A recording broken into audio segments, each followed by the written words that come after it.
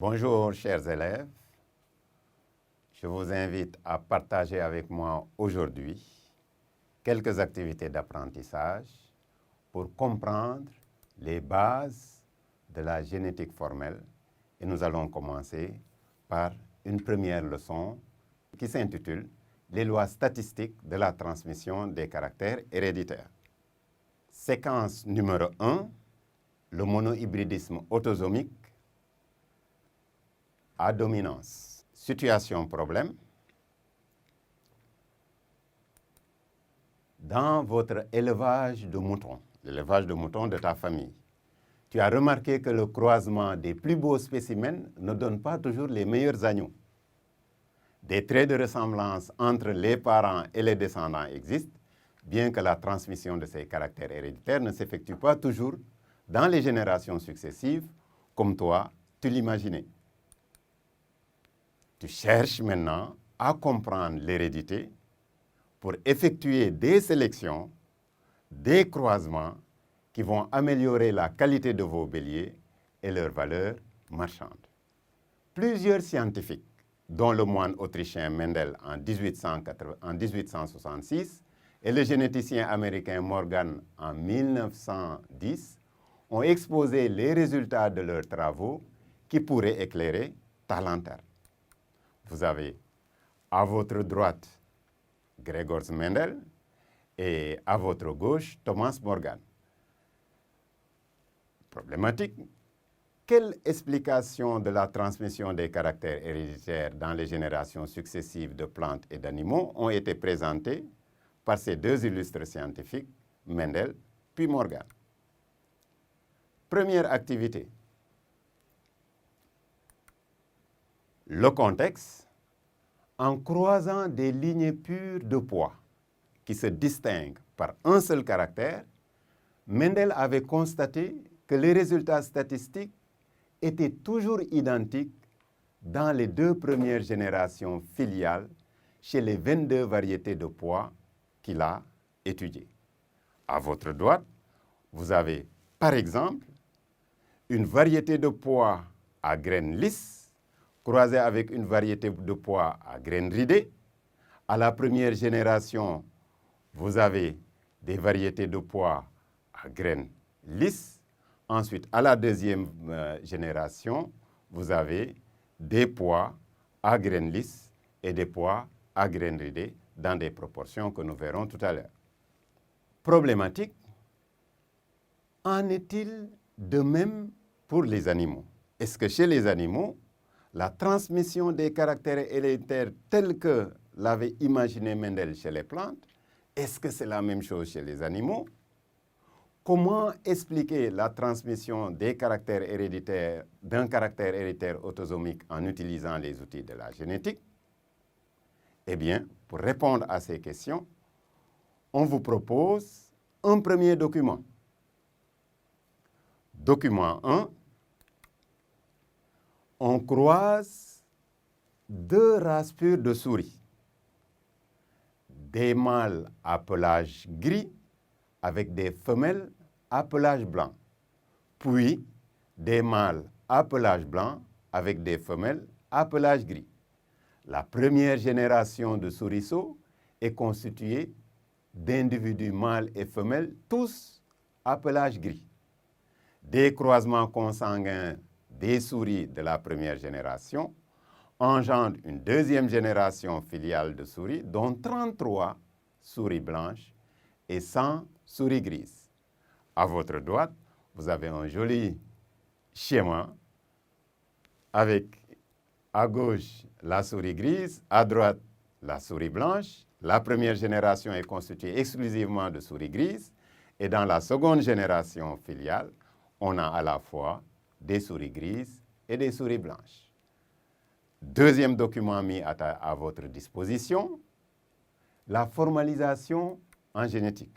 Autrement dit, les codes d'écriture et de représentation en génétique. Les deux premiers individus croisés en génétique sont appelés les parents et ils sont symbolisés par P1 et P2. Leur croisement engendre une première génération de fils appelée fratrie 1 et qui est symbolisée par la F1. Le croisement des individus de la F1 entre eux, symbolisé par F1 multiplié par F1, comme l'aurait dit le collègue de maths, donne la deuxième génération filiale ou F2. Le caractère étudié est l'expression d'un fragment d'ADN appelé gène qui a deux versions et ces versions du gène sont appelées les gènes allélomorphes ou encore simplement les gènes allèles. Toujours dans la formalisation en génétique, on nous dit que chaque allèle étant représenté par l'initiale du caractère en utilisant une lettre majuscule pour désigner l'allèle dominant ou allèle vainqueur, comme disait Mendel, et une lettre minuscule pour l'allèle récessif, c'est-à-dire l'allèle qui va être masqué. L'aspect de chaque individu ou phénotype est représenté par le symbole de l'allèle entre crochets. Un exemple, pour la forme de la graine de pois, le caractère lisse est dominant et le caractère ridé est récessif. Le phénotype lisse ou aspect lisse est représenté par grand L entre crochets et le phénotype ridé ou aspect ridé sera représenté par petit r entre crochets. Chez un individu diploïde, chaque chromosome et par extension chaque gène est présent en 2 exemplaires dans les cellules diploïdes, les cellules A2N. Si on résume, chez le pois, l'allèle lisse sera représenté par grand L, l'allèle ridé sera représenté par petit r. L'aspect lisse, grand L entre crochets, l'aspect ridé, petit r entre crochets. Un pois de race pure a le patrimoine génétique ou génotype ou équipement allélique grand L ou petit r. On dit qu'il est homozygote par opposition aux individus hybrides qui sont hétérozygotes L sur R et qui ont 2 allèles différents du même gène. Donc, lorsqu'on a 2 allèles identiques du même gène, on est homozygote. Si on a 2 allèles différents du même gène, on est hétérozygote.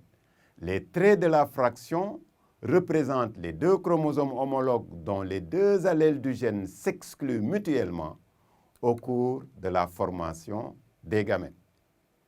En résumé, le génotype d'un individu ou patrimoine génétique de l'individu peut être représenté pour un individu de race pure ou individu homozygote L sur L ou R sur R étant le génotype d'un individu qui a l'aspect ridé, L sur L, le génotype d'un individu de race pure qui est lisse. Si l'individu est hybride, il a les 2 allèles différents, il est appelé hétérozygote et il est représenté par L sur petit r pour son génotype. Un pois de race pure a le patrimoine génétique ou génotype ou équipement allélique LL ou RR. Il est dit homozygote par opposition aux individus qui sont hybrides ou hétérozygotes L sur petit r, qui ont les 2 allèles différents du gène. Les 2 traits de la fraction représentent les 2 chromosomes homologues dont les 2 allèles du gène s'excluent mutuellement au cours de la formation des gamètes. Disposant de ces 2 documents, on te donne la consigne suivante. Premièrement, indique le nombre de caractères étudiés et déduisant le type de croisement effectué. Deuxièmement, précise la relation de dominance entre les caractères en t'appuyant sur l'analyse statistique des phénotypes obtenus en F1, document 1. Troisièmement, tire une conclusion du résultat des croisements réciproques, qu'on appelle également croisement inverse, des parents du document 1. Quatrièmement, exploite les résultats obtenus en F2, document 1 toujours, pour préciser le génotype, voire document 2, des individus de la F1, document 1, et de leurs gamètes. Cinquièmement, écrit les phénotypes, les génotypes des parents, des F1, des F2 du document 1, en utilisant les informations extraites du document 2, c'est-à-dire réalise une interprétation factorielle. Production attendue de l'activité 1. Premièrement, un seul caractère est étudié, la couleur du pelage. Le croisement effectué est donc un monohybridisme. Deuxième réponse à la deuxième réponse. En F1, toutes les souris sont grises, alors que ces souris ont reçu de l'un de leurs parents l'instruction grise, de l'autre parent l'instruction blanche. Et en F1, toutes les souris sont grises, donc l'allèle gris qui commande le pelage gris domine l'allèle blanc responsable du pelage blanc. Et troisièmement, les croisements réciproques des parents de race pure engendrent la même F1, une F1 uniforme. Autrement dit, tous les individus de la F1 se ressemblent entre eux, quel que soit le croisement effectué, quel que soit le sexe des parents. Donc, le gène qui détermine la couleur du pelage de la souris est porté par les chromosomes communs à l'homme et à la femme, appelés chromosomes non sexuels ou encore autosomes. Et quatrièmement, la F2 est constituée de 3 quarts de souris grises et 1 quart de souris blanche. Et je rappelle que cette F2 provient du croisement de 2 souris grises de F1. Et dans la descendance, on a des souris grises et des souris blanches. Donc, les souris grises croisées ne sont pas de race pure puisque leur descendance est hétérogène. Première conclusion. Deuxième conclusion, il y a eu une disjonction des allèles de F1 au cours de la formation des gamètes. Si les 2 souris grises de F1 ont le phénotype dominant, le phénotype gris, et engendrent une souris blanche, on peut admettre que au cours de la production de gamètes, l'allèle gris et l'allèle blanc se sont séparés, vu que pour être un descendant blanc, il faut recevoir de chacun de ses parents un allèle blanc. Cinquièmement, pour passer à l'interprétation factorielle, les phénotypes des parents, conformément aux instructions aux informations tirées du document 2, nous permettent de mettre les allèles entre crochets. Leur génotype, puisque les parents sont de race pure, seront pour la souris grise GG, pour la souris blanche BB. Les gamètes de ces 2 souris, la souris grise ne produira que des gamètes avec l'allèle gris et la souris blanche ne produira que des gamètes avec l'allèle blanc. Le génotype de la F1 résulte de l'association ou fusion des 2 gamètes parentaux. Le parent gris donne l'allèle gris et le parent blanc donne l'allèle blanc. Ces individus, comme nous l'avons vu précédemment, sont hybrides, donc hétérozygotes, mais l'allèle gris va s'imposer entre guillemets, il va s'exprimer et masquer l'allèle blanc, et toutes les souris de F1 seront grises. Les gamètes de la souris grise, au cours de la méiose, chaque gamète produit est haploïde et prend un seul exemplaire des 2 chromosomes homologues. Donc ces 2 gamètes prendront chacun un seul allèle des 2 allèles. Il y aura donc la moitié des gamètes qui ont l'allèle G et l'autre moitié qui a l'allèle B. Un demi-G, un demi-B qui est synonyme de 50% B, 50% G.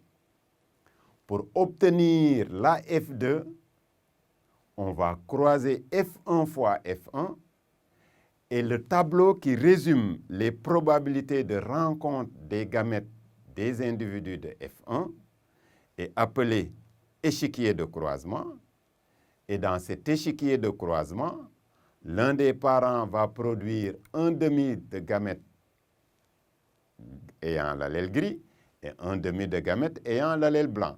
L'autre parent va faire exactement la même chose. Et lorsque l'allèle gris rencontre l'allèle gris, le descendant aura le génotype gris sur gris. Si l'allèle gris rencontre l'allèle blanc, le descendant aura le génotype gris sur blanc. Si le gamète ayant l'allèle gris en haut rencontre vers le bas le gamète ayant l'allèle blanc de l'autre parent, on a gris sur blanc. Et pour la dernière possibilité de rencontre de gamètes, c'est qu'un des parents produise un gamète ayant l'allèle blanc et l'autre parent un gamète ayant l'allèle blanc, ce qui nous donne blanc sur blanc. Et quand on fait le décompte des phénotypes, on trouvera 3/4 de la F2 des descendants de F2 qui ont le phénotype gris et 1/4 qui ont le phénotype blanc. Pour résumer ce que nous avons vu, on avait dit dans ce croisement qu'une souris grise est croisée avec une souris blanche. L'aspect gris, c'est le caractère gris. L'aspect blanc, c'est le caractère blanc. Ces deux souris, appelées parents, engendrent une première génération constituée exclusivement de souris grises. On dira que toutes les souris grises de la F1 forment la génération filiale numéro 2, qui est une génération homogène, car tous les individus de F2 se ressemblent. Si ces individus de F1 sont croisés entre eux, ils engendrent une deuxième génération F2, et Mendel avait trouvé statistiquement comme composition de la F2 3/4 de souris grises, 1/4 de souris blanches. Et les individus de F1 qui sont gris et ayant reçu à la fois l'instruction grise et l'instruction blanche ont exprimé l'instruction grise, on a dit que l'allèle gris est l'allèle dominant. Donc pour représenter gris les phénotypes parentaux, on mettra gris entre crochets pour le parent gris, G sur G pour son patrimoine génétique ou génotype. Le blanc, petit b entre crochets et B sur B pour son génotype. Les F1, comme phénotype toujours, grand G entre crochets, mais sont hétérozygotes parce qu'ayant reçu du parent gris l'allèle gris et ayant reçu du parent blanc l'allèle blanc. Lorsque ces F1 seront croisés entre eux, ils produiront deux types de gamètes, des gamètes ayant l'allèle G et des gamètes ayant l'allèle B.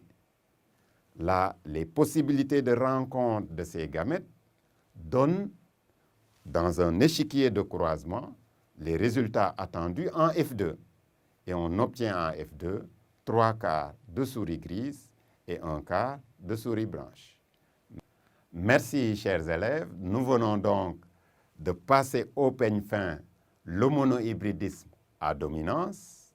Nous allons, dans le cours prochain, étudier ensemble comment un individu qui a le phénotype dominant et qui a par conséquent un patrimoine génétique inconnu, comment à partir d'un seul croisement, appelé croisement test ou test cross, on peut connaître son patrimoine génétique. Merci.